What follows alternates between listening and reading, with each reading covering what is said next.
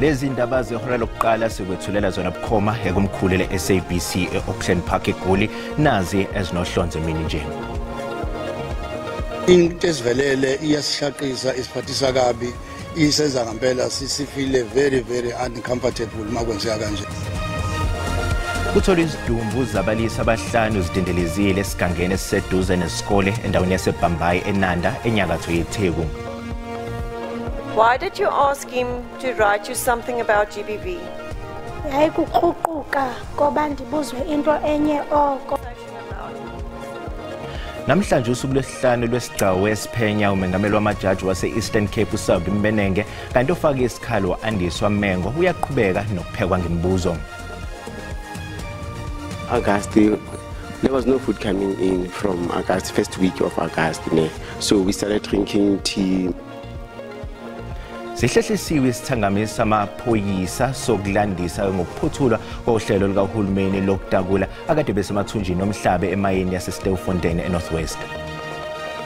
The two teams that are participating in the Champions League, they give me hope that we will always be a threat to the North Africans and everybody in the continent. Kulindele ukuthi abemathatha amaqembu akuleli adlulele esigabeni esilandelayo semqhudelwano iCAF Champions League kanye neCAF Confederations Cup ngemva kwemidlalo yalempela-sonto. Ukuthola kube kuwembukeli ngiyakwamukela ezindabeni zehora lokuqala la ku-SABC 1 eMzansi ufoshwe igama lami nginguDawu Phungula.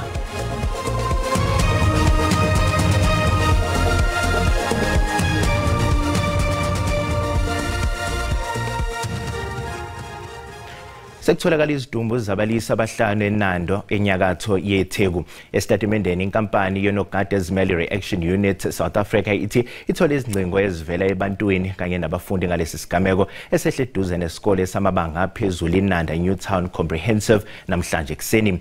Intatheli ye-SABC uSimphiwe Makhanya uyabika. Sesibingelela kwena mbukele ngalesikhathi impela ke usashaqekile umphakathi walapha eNanda eBhambayi kulandela isigameko sokutholakala ke kweyidumbu ezinhlanu zabantu ke kuthiwa ke babulawe ngesihluku kusetshenziswa isingathi ke isikhali esicishe sifane nocelemba ukuze ke babulawe. Esikwaziyo ke njengamanje okushiwo amaphoyisa ukuthi labalisa ke abahlanu baphakathi kweminyaka ewu19 kuya kwengu26 lesigameko ke senzeke ngekhathi zantathakusa namhlanje idumbu zabo zitholakale ke ngesikhathi ke zabo 6:30 ekseni. Okunye futhi okubalekile singakubalula kuleli qophelo ukuthi la esikhona isendaweni ke eseduzane kakhulu nesikole njengoba ubona nje mbukeli izingane zesikole zisaphithizela emagcikeni esikole. Umphakathi ke nawo buke waphuma ke ngobuningi bawo eqaleni ukuzama ke ukuzoyibonela ngowabo lo monakalo ke owenzekile lapha endaweni yaseBhambayi. Kepha ke ukuzwa kabanzi ngesimo nje nangokushaqeka komphakathi samukele ke umnumzane ke uMbongeni wakwaPhewa onguyena ke ilungu le CPF la endaweni yaseNanda. Baphewa sikubingelele sikwamukele indabeni sibonga kakhulu ngesikhathi sakho. Mhlambe njenge CPF la eNanda nithini ngalesigameko esishaqisa kangaka? Ngibingelele umphakathi wonke waseNanda lamaphethelo. Mngoni into esivelele iyasishaqisa isiphathisa kabi isenza ngempela sifile very uncomfortable makwenzeka kanjena. Akumnandi irrespective ukuthi ubani olinyazo owenzeni. Akumnandi ngoba at the end of the day indawo yethu bisiba indawo ekhulunywa kambi ezifi ihlala abantu abangekho right. Mzone Phasi wakho lesikhathi sakho. Ngiyabonga mama. Mzane uPhewa ke lo oyilungu leCPF yalapha eNanda. Isilandisa ke kabanzi ngalesigameko ukucacile ke akukhulumayo ukuthi impela kubukeka sengathi ke lempi yobelelesi ithanda ke ukuphuma kakhulu esandleni lapha endaweni eseNanda futhi amaphoyisa ke awenele ukuthi ke akwazi ukuyixazulula. Amaphoyisa ke akhiphe istatement namhlanje kuseni asho ukuthi imbangela yokubulawa kwalabalisa ayikakaziwa azonxusa ke wonke umuntu ongaba nolwazi ukuthi yasondele ngaphambili kona ukuze akwazi ke ukuphothula uphenyo lwawo. Sibuyisele ke izintambo kwena eGoli. Lihlehlela umhlazi ngama-27 kumasingane icala elibhekene nabasolwa abangabukudabuka e-Ethiopia njengoba bebhekene necala lokuba kulelizwe ngongemthetho. Laba babandanyeka esigamekweni esenzeke eSandringham eGoli njengoba babonakala bephuma ngesamagundwana bebaleka bememeza bethi bathunjiwe. Inkantolo ihlehlisileke icala ukuze kutholakala utolika baphinde bafake nesicelo sokuba nomelumbuso. Sila enkantolo yemantshi ke eHillbrow eGoli njengoba bekuveleke abasolwa ke abangabokudabuka eEthiopia kanti ke inkantolo ke ilihlelisile icala yalihlelisela umhlazi ngama-27 kumasingana okuyiyona lenyanga esiphezukwayo kodwa ke ukhona okhulumela ke iNPA uphinde Mjonondwane ozosichazela ke ngobe kwenzeka enkantolo sikubingelele sikwamukele indaba enzosuku nje sicela usichazele kafushane ukuthi ke kwenzeke nenkantolo namhlanje. Ngaphambi kwenkantolo yaseHillbrow kuvelwe abamangalelwa abane bayingxenye laba baboshwa eSandringham mhlazane kwakutholakala abesilisa abangu-28 endlini eSandringham base beyachajwa ke kodwa ngenxa yomsebenzi wenkantolo abakhonanga ukuthi bavele bonke enkantolo eyodwa ngakho bayebahlukaniswa bavela kwinkantolo ezahlukahlukene so icala labo ke lihlehliselwe umhla ka-27 kuJanuary ukuze bathole i-interpreter. Sibonga kakhulu isikhathi sakho. Mbukelo wendaba ze-SABC lo ke uphinde Mjonondwane okhulumela ke iNPA la eGoli kanti ke ubechaza ukuthi ke bavalile abasolwa njengoba ke sibonile enkantolo icala labo lihlehliselwe ke umhlazi ngama-27 ke nesikhombisa kuyona lenyanga bebekhona ke bebathathu kule nkantolo ke ebesikuyo kanti sitsheliwe ukuthi oyedwa uvele ke ecourt room 1 kodwa ke imininingwane ke sisazoyiqoqa eyokuthi ke elakhe icala lihambe kanjani.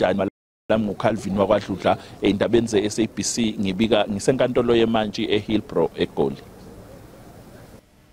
Sekuzofinyelela emaphethelweni okudakula kwabamba ngongemthetho emayini eStilfontein eNorthwest. Esigabeni sesithathu esiqale ngomsombuluko bakwazile ukudakula abamba ngongemthetho abangaphezulu kwama200 kanye nezidumbu ezingama-87. Umkhankaso uvala umgodi wawugxile kakhulu kulomgodi kusukela ngoNcwaba nyakenye. Ikheji lehliswe ngaphansi komhlaba emva kokuthi amavolontiya amabili esiza ngokutakula abamba ngemthetho athe akekho umuntu osaphila ngaphansi emathunjini omhlaba. During this rescue operation we went down to 1,280 meters of which we retrieved and recovered and also rescued a lot of people from. Wabengaphakathi kemgodini uthi wangena mhla zingama-24 kuNtulikazi nyakenye isimo ke sasisihle ukudla kwakusangeniswa emgodini. Actually, when I arrived there, the situation was still normal as usual. As we have seen that food suppliers were still coming inside the mines. I volunteered to go there. I was not recruited to go there. So, August, there was no food coming in from August, first week of August. So we started drinking tea. Majority of the people who were underground. Ubuzwa ke ukuthi uyazi yini ukuthi leli golide abalimbayo liyaphi? We don't have that authority where the gold goes there, but as the rumors says, it goes way back or overseas. So I don't have that authority where that gold goes. See. Umnyango wezempilo uthi uzogcina ulibofuzo lwezidumbu ezingazange zihlonzwe isikhathi esithize. The law dictates to us that we can only have a body between 30 days and 60 days. Beyond that, if we don't have any other means of verification, or if anybody comes up, we are able to extract DNA tests and archive them and bury them. Akacacike ukuthi lumgodi uzovalwa noma cha. Ungqongqoshe wezobulungiswa uMamloko Kubayi uthi sekuxazululiwe ungaboni ngasolinye phakathi kophiko olushushisa amacala omphakathi iNPA kanye nomnyango wakhe mayelana nokutholakala kwemiqulu equkethe imininingwane yokuqhwagwa amandla ombuso. Ule inhloko yophiko olushushisa amacala omphakathi iNPA uAdvocate Shamila Batohi waveza ukuthi lolu phiko alikwazi ukufinyelela emqulwini equkethe ubufakazi bokubhozonyelwa kwamandla ombuso esezandleni zomnyango wezobulungiswa. U-Advocate Batohi wabalula ukuthi lokho kungesinye sezizathu ezenza ukuthi kushaye ngolonwabo ukushushiswa kwalabo abanindeka eqhwagweni kwamandla ombuso. Our options now in terms of legal processes, but we have not been able to get the unfettered access that we require to investigate these matters. So the head of the IDAC is considering options. Njalo ke pha ungqongqoshe wezobulungiswa uqinisekisile ukuthi lolu daba selixazululiwe wathi kwaba nokungazwisisani kahle phakathi kwezinhlangothi zombili. I think miscommunication between the leadership in terms of from the department and also the NPA, which we have been able to resolve. A statement was issued jointly by the Director General of the department and NDPP, saying that they've put together a task team to work on this work, look at where there is, because the department was saying that we are giving access, and NPA was that we are not giving, we want unfettered access. Ukhubayo uphinde waveza ukuthi ikhona imizamo umnyango wakhe ophezulu kwayo malungana nokubhekana nenselele yokusilela emuva kwezinkantolo ekushushiseni amacala omphakathi. Ithimba lama-Hawks lithi umsolo neminyaka engama-20 nomuva ubudala ubushiwe njengoba lusaqhubeka uphenyo olumayelana nokubhutshuzwa kwemiphumela kaMatukuletsheni ngempela sonto edlule. Lokhu kuzemva ukuthi umnyango fake isikhalo kulandela izitolo zokuthi bekuthengiswa imiphumela ngaphambi kokuba ishicelelwe ngokusemthethweni. Ama-Hawks ahambele Hillcrest eGoli lapho okuhlala khona abazali balomsolo oneminyaka engama-21 ubudala emva kokuba egunyezwe ukuba aphenye. Ngenkathi ke kuqhubeka uphenywa ezintweni ezitholakalile kubalwa kuzo isibhamu esingekho emthethweni kanye nenhlamvu. Kusenjalo lomsolo oneminyaka engama-21 uboshelwe ukutholakala nesibhamu esingekho emthethweni. Uphenyo umayelana nokubhutshuzwa kwemiphumela kaMatukuletsheni lisaqhubeka. Sisathi qhu ezitolo kanti uma sibuya sizokuphathela udaba oluthi. The support currently during this 2 weeks has been amazing. We've had people coming in from all sorts of different industries. Ungqongqoshe wezamaciko uGayton Mackenzie ohambele imndeni yabacwela ababili abadlule emhlabeni ngesonto ledlule uWinnie Khumalo kanye noVictor Bohopane nobedume ngelika Dr Shebeleza.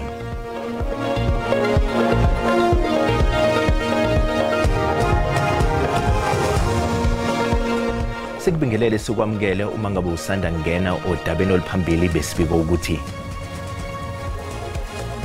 kutholwe izidumbu zabalisa abahlanu zidendelezile esigangeni esiseduze nesikole endaweni yaseBhambayi eNanda enyakatho yeTheku.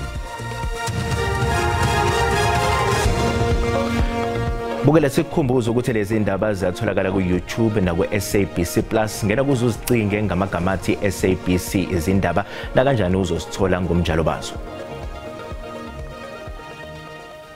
Umnyango wezemfundo eGauteng uyavuma ukuthi unenkinga yokugcwala kakhulu kwesifundazwe. Usho kanje njengobazali besahluleka ukutholela izingane zabo ezikhali ezikoleni emabangeni aqala ku-grade 1 kuya ku-grade 8. Abantu ababalele ezikulungwaneni ezingama-40 bathutheleka ezikoleni zaseGauteng unyaka nonyaka. Umnyango uthi lokhu kuphazamisa isabelomali sabo sika-65 billion wamarandi. Izikole ezingaphezulu kwezinkulungwane ezimbili eGauteng kubukeka sengathi ziyehluleka ukusengatha abafundi. Abazali basame emgqeni emizama ukutholela izingane zabo isikhala. Kusenjalo abanye sebehlangane nokudumala emva kokutshelwa ukuthi izikole abazifunayo sezigcwele. On Tuesday, mangithola ukuthi ngicheka online umntana bamplace esikolweni esisemayibuye, which is very far from la ngihlala khona. So ngaza la ngazocela transfer. Mangifika lana bangitshela ukuthi izikolo zigcwele. Thinking of taking them and buying the school uniform of the same school which I reside next to, and then dub those kids at the gate every day until the principal of school admit those kids. Umnyango wezemfundo uyavuma ukuthi inkinga enkulu idalwa izinkulungwane zabantu abasuka kwezinye izindawo bezofunda eGauteng. We are highly pressured in Gauteng to an extent that some schools we're going to have to overcrowd, and we are aware that people will be coming to us and saying they were doing oversight, your schools are overcrowded. We just want to lead to them now to say that it's inevitable. Lo mnyango uthi isimo sokugcwala ezikoleni asigwemeki. Namhlanje ungqongqoshe wezisebenzi uNomakhosazana Matt ubambe umhlangano ophuthumayo eVanderbilt Park eGoli nezinye izikhulu zenkampani ekhiqizo kusansimbi ArcelorMittal emva kokuba le nkampani ihlongoza ukudiliza izisebenzi zayo ezilinganisele ezikulungwaneni ezi3.5. uMatt uthi unethemba lokuthi izingxoxo zabo zizothela izithelo. Izinkulungwane zezisebenzi zithina manje zisakhathazekile ngesimo esingesihle enkampanini ekhiqiza okusansimbi ArcelorMittal. Lezi zisebenzi zithi kunzima kakhulu njengoba lokhu kuchaza ngokusobala ukuthi ngeke zisakwazi ukubeka isinkwa etafuleni. Ungqongqoshe wezisebenzi uNomakhosazana Matt uthi usenalo ithemba malungana nalesi simo esibhekene nalenkampani. At the possible interventions that we can employ or deploy as government to rescue the situation, because at the end of the day, the interest that we have in common, both us as government and ArcelorMittal as the business, is to ensure that the business continues and that there are no jobs that are lost. Esinye sezikhulu zale nkampani sithi basenethemba lokuthi uma kungaxoxiswana kahle nohulumeni singaba khona isisombululo. Waphetha ngokuthi lesi sinqumo esinzima njengoba nesimo somnotho wakuleli singesihle neze. Hopefully we can work together and see is there possibility to reduce the impact on people. I think she correctly say it's a complicated matter and there's many areas in government involved in this. But for her taking control and taking charge of her area of responsibility is really appreciated by the company. Izinkampani ebezithenga imikhiqizo yokusansimbi kuyo le nkampani nazo zicela ukuthi kuhlehliswe ukuvalwa kwamaziko ale nkampani njengoba nazo zingahle zibhekane nenselele. Sengelo suku lesihlanu namhlanje isigcawu esihlalela udaba ngesikhalo ngumongameli wamajaji eEastern Cape ijaji uSalbi Mbenenge. Andiswa Mengo oqashwe njengomabhalane ehhovisi lejaji uMbenenge wethula ubufakazi wazi wafikela umunye namhlanje umebone esinye sezithombe esithunyelelwe noma sithunyelelwa ijaji uMbenenge ngomyalezo weWhatsApp ezingxoxweni zabo ngoNhlangulana onyakeni u2021. U-Andiswa Mengo utshelele sisithangama ukuthi wanxenxa ijaji uMbenenge ukuthi limlobele ngamaphuzu aphathelene nesihlava sokuhlukunyezwa kwabesifazane. Lokho uthi wakwenza ngamabomu ngoba ezama ukulikhanyisela ngeinsolo zezenzo zalo zokuthi uyalihlukumeza. Ingxoxo zabo bobabili izona ezivezwa obala eqhubekeni kwalesi sigcawu. Why did you ask him to write you something about GBV? Yayikuqhuquka ngoba ndibuzwe into enye oko andithumelele ezanhliziyo athi mandiphindise andithumelele ne picture ye penis. Ndifuna ukumbonisa ukuba lento okanye ezi messages okanye ndimenze aware. I think that's the right way to put it. Ndimenze aware uba ezi messages andithumelela zona andizithandi. Ndikwafuna nokuva uluvo lwakhe ayixhaphazeka kwabantu abangomama nabantwana. U-Andiswa Mengo wehlulekile ukuchaza phambi kwesigcawu ngesithombe salandela emva kwesicelo sakhe okunezinsolo zokuthi sathunyelwa ijaji uMbenenge. uMengo ufikele umunye uma kufanele aphendule ngesithombe besiphambi kwakhe. Please describe that photo. How did that picture that you received of this lady sitting there ordinary things make you feel? At the time. Right? Ndingatsho ndithi kuwe le ncoko yayingenanto kwenza nalenyewe ephambi kwethu ngoku kodwa yayinento kwenza lento eyayisenzeka ngela xesha apha ke eMzantsi. Ewe kunjalo. Yes, that's correct, Chair. Thank you for that, Chair. Ohola ngebuzo kulesi sithangami uAdvocate Salome Skippers usaqhubeka ngokuhloma imibuzo ebhekiswe kuAndiswa Mengo. There came a photo through from the response. Ungqongqoshe wezamaciko Gayton Mackenzie uhambele imindeni yabaculi ababili abadlule emhlabeni ngesonto ledlule uWinnie Khumalo kanye noVictor Bokhopane nobedume ngelika Dr Shebeleza. Ungqongqoshe wezamaciko Gayton Mackenzie namhlanje unqume ukuhambela imindeni yabaculi abasanda ukudlula emhlabeni okubalwa kubo uWinnie Khumalo kanye noDr Shebeleza. Winnie Khumalo waziwa kakhulu ngexoxo elithi I just wanna live my life udlule emhlabeni mhla ziyisikhombisa kwephezulu kanti uDr Shebeleza yena ukufa kumzume einsukwini ezimbili nje emva kokuba kushona uKhumalo. Dadwabo kaKhumalo uthi uKhumalo ubeyithandela ukunandisa nje. She was really bubbly. She loved entertaining, and it really encompassed what she stood for. It was lovely seeing just everybody coming together as well, showing how much she meant to them. Dadwabo kaKhumalo uqhubeke wabonga bonke abaseke umndeni kusuka ngenkathi umndeni usemanzini kuze kube manje. The support currently during this 2 weeks has been amazing. We've had people coming in from all sorts of different industries, Galawa, Oskido, I mean even from the government officials. Ukudlula emhlabeni kaWinnie Khumalo kanye noDr Shebeleza kuqala unyaka nje. Uqeme ungeqiwantwala umkhakha womculo. Kusenjalo usefelenze egoli emndenini kaDr Shebeleza uMackenzie njengoba sikhuluma nje. Uqale Soweto kokaKhumalo ekseni. Silindo kuhle ngidi indabeni zeSABC. Kanti-ke kulindele ukuthi abemathathu kamaqembu akudleli hadlulele esigabeni esilandelayo semqhudelwano iCAF Champions League kanye neCAF Confederation Cup ngemva kwemidlalo yangempela sonto. Kubukeka ngathi iNingizimu Afrika izoba namaqembu amathathu esigabeni somkhumula jezi semqhudelwano yeCAF oqala nqa. Yizi Orlando Pirates seqoqweni elinzima ikwazi ukudlulela phambili isasele nomdlalo wodwa.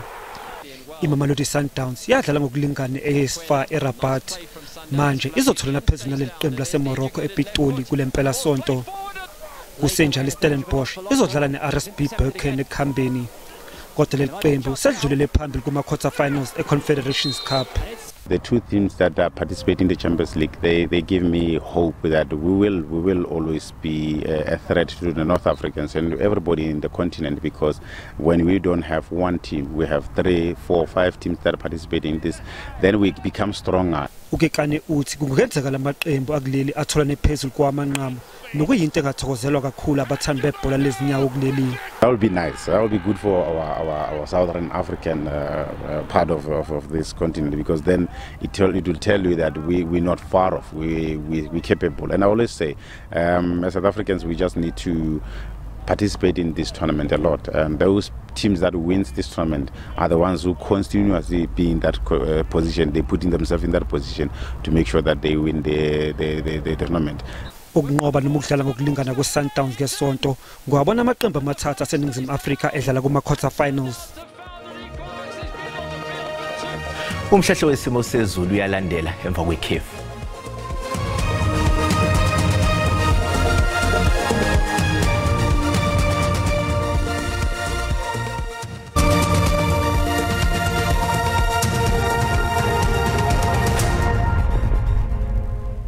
Wonke amehla azobe ethe njo eMiddle East njengoba kulindele ukuthi kucekicwe isivumelwane sokubeka phansi izikhali ngesonto phakathi kwelaka-Israyeli nePalestina. Lokhu ke njengoba sekuphele izinyanga eziyishumi-nanhlanu kwaqubuka izibhelu esezidlule nempilo yezinkulungwane zabantu. Undunankulu lakwa-Israyeli uthi Hamas ibuyele emuva ezingxenyeni zesivumelwane okwavunyelwana ngazo nabaxhumanisi njengendlela yokuthatha izinqumo ngomzuzu wokugcina. uNetanyahu uqhube wathi ikhabhinethi yase-Israyeli ngeke ihlangane kuze kuba iqembu lasePalestina lamukele zonke izinto zesivumelwano. Kodwa isikhulu esiphezulu seHamas sithi bazimisele ngesivumelwane sokubeka phansi isikhali. Kusenjalo iphini lokuqala likanobhala jikelele we-ANC Nomvula Mokonyane uthi isivumelwane sokuthula phakathi kwamaPalestina neIsrael sifike kanzima. Uthi yize ANC ibhekene nokugxekwa ngenxa yokulwela inkululeko ezakhamuzi zasePalestina, iANC ayizange iphele amandla. Umokonyane uphinde wancoma izinhlangano zamazwe omhlaba ezilwa nobandlululo ezisekele ikhwelo le-ANC lokukhulula iPalestina. Uthi uma isivumelwano phakathi kwalamazwe omabili singaphumeleli ngesonto, zikhona ke izinyathelo zomthetho ezingathathwa ngokusebenzisa izikhungo zamazwe omhlaba. The UN itself has faced humiliation by Israel. We believe that it has pushed them in the corner where they are also reflecting on these issues. The issues around our regional and continental positions, strengthening the AU and speaking in one voice, and ensuring that all of us who are part of the African Union and those that are part of other progressive formations such as BRICS, we need to have a common voice. Bukelezi yaguqa izindaba zehora lokuqala la ku SABC 1 sizoba nezinye izindaba uma libumbana ihora lesikhombisa usale kahle.